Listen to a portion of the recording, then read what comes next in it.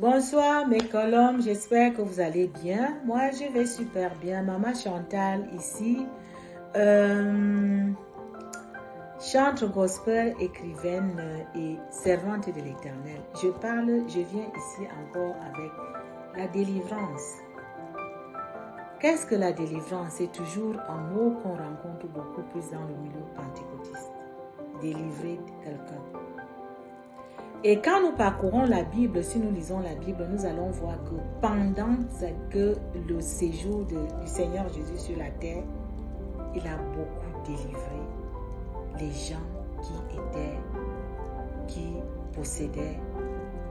possédés. Qui possédaient, ça veut dire qu'ils avaient le mauvais esprit en eux.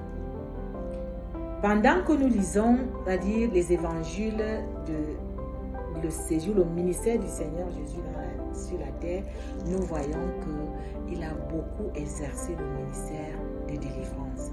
Le ministère de délivrance, soit il délivrait ceux qui étaient possédés, ou c'est-à-dire par les mauvais esprits, et ces mauvais esprits se manifestaient dans les vies des gens. C'est-à-dire pendant qu'il est en train de passer, la gloire de Dieu, la puissance de Dieu agite le méchant esprit qui habite dans le corps de quelqu'un.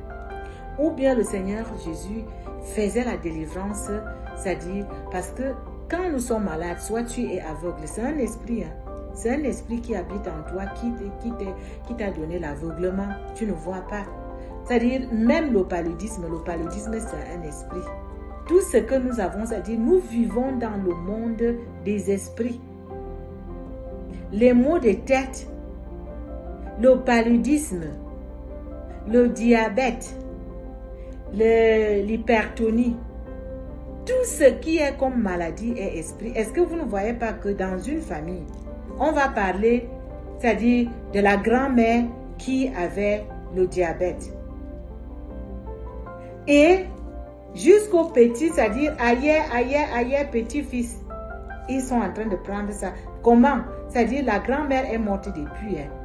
Et comment les petits-fils se retrouvent? Parce que c'est quoi? C'est le sang. Ça va de génération en génération et c'est un esprit qui est en train d'aller de génération en génération dans une même famille. Alors, la maladie, c'est un esprit. Et le Seigneur Jésus passait aussi le temps à guérir les malades. Donc, c'était aussi une forme de délivrance. La délivrance, c'est chasser les mauvais esprits qui habitent dans les corps des gens, ou bien chasser des maladies qui hantent les gens par des douleurs et tout et tout. Et ce que je vais dire aujourd'hui, c'est que avec la délivrance, toi-même tu peux faire l'autodélivrance en proclamant, en chassant, en parlant. Tu dis, ton corps est le temple du Saint-Esprit et aucun démon ne peut pas habiter là où il y a la présence de Dieu. Et quand tu confesses ça, s'il y avait un mauvais esprit en toi, il va fuir. Que le Seigneur vous bénisse et apprenez à parler à votre corps, c'est-à-dire à vous-même, pour vous délivrer des choses qui ne glorifient pas le Seigneur dans votre vie. Que le Seigneur vous bénisse. Bisous.